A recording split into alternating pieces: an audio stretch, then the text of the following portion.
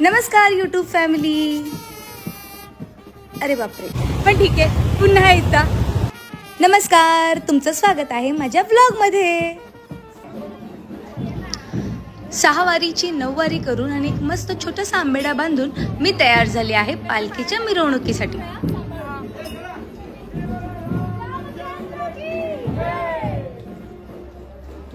चला आता मंदिरासमोर दीपमाळी सजवायला घेऊया. मंदिरा इतकं जुन्या अशा मंदिरासमोरच्या दीपमाळी आहेत. आम्ही त्याला छान सजवतो, म्हणजे त्यामध्ये दिवे लावतो.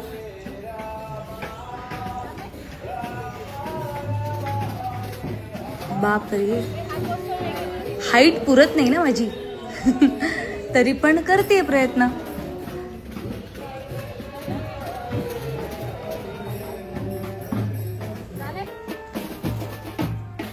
आता तुमच्या आसपास रामनवमीचा सण कसा साजरी होतोय हे देखील तुम्ही कमेंट सेक्शन मध्ये येऊन मला नक्की सांगू शकता.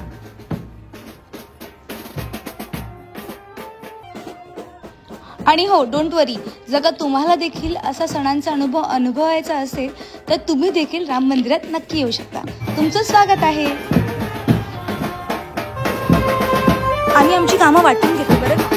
आता पप्पा आणि मी आम्ही पालखी बरोबर असू आणि मम्मी थोडी पावलं चालून पुन्हा मंदिरात जाईल, मंदिरात येणाऱ्या पालख्यांचं स्वागत करण्यासाठी.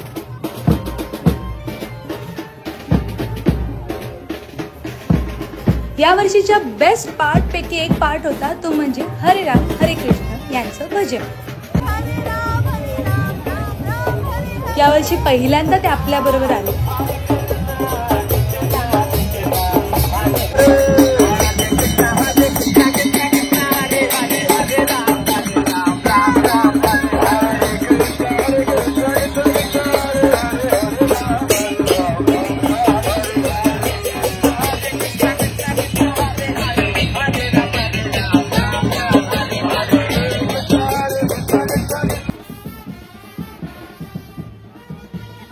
पप्पा छान दिसतायत ना. अरे बापरे, माझी साडी अडकली.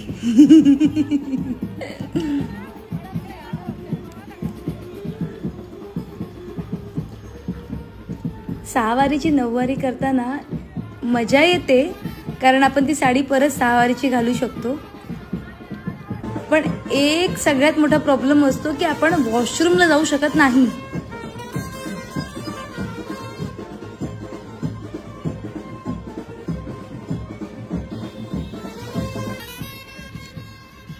तुम्ही मराठी आहात हे एका गोष्टीवरून पटकन ओळखता येतं, ती म्हणजे फुगडी.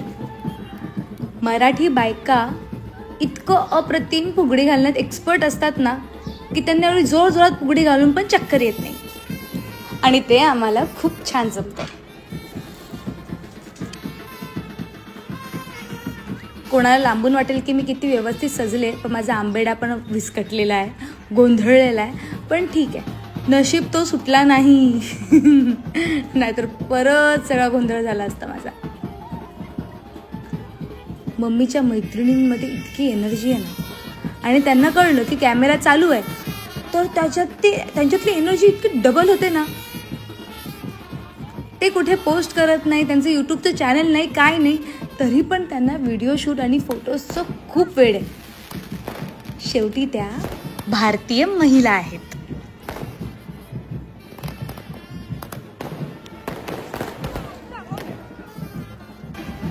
राम मंदिराची पालखी प्रथेप्रमाणे भोईवाडा गावातील शंकराच्या मंदिरात सगळ्यात पहिला येते.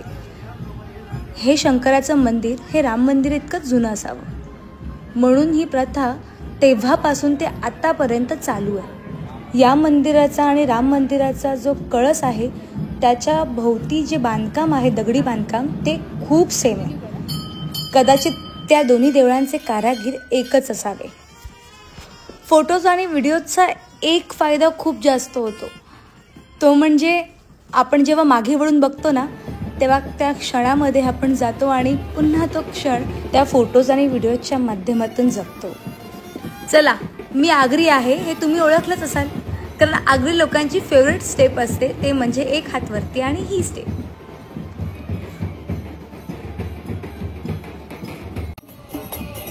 कोणाला विश्वास बसेल का की हे कुठच्या गावातलं वातावरण नसून मुंबईतलं वातावरण आहे. परळ भोईवाड्यातलं वातावरण.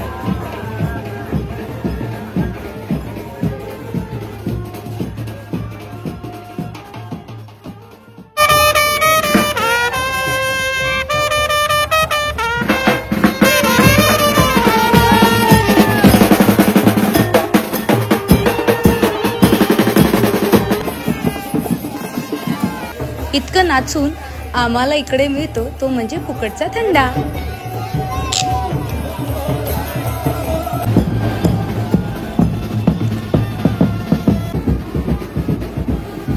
आपल्या सणाची खासियत बघायची आहे.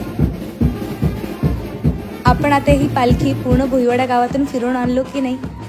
आता आपण ही पालखी नाचवणार आहोत. पालखी नाचवण्याची सुरुवात पप्पा करतात आणि मग सगळ्यांमध्ये पालखी नाचवण्यासाठी चढाओढ सुरू होते. एक वेगळाच मोह आहे. सगळ्यांना आवडतं पालखी नाचवायला.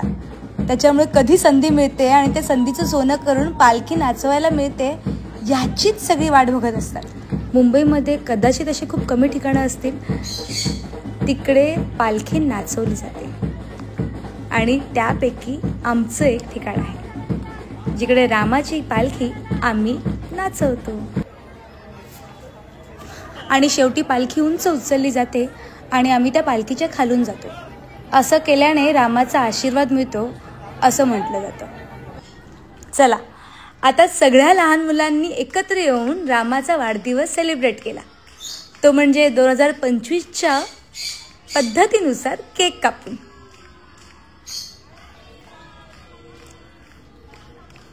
सगळ्या लहान मुलांना पण आनंद व्हायला हवा की नाही, त्यांच्या आवडीचा केक खाऊन.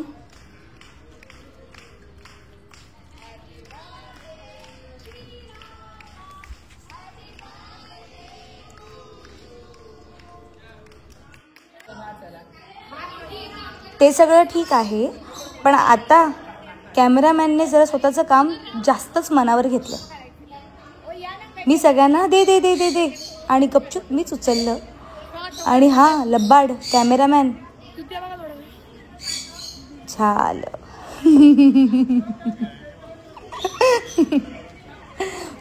खूप ऑकवर्ड करून टाकलं मला.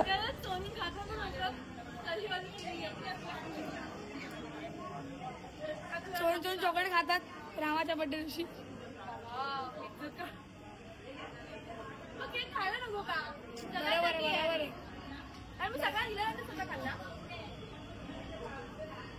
युट्यूब चॅनलचं नाव सांग.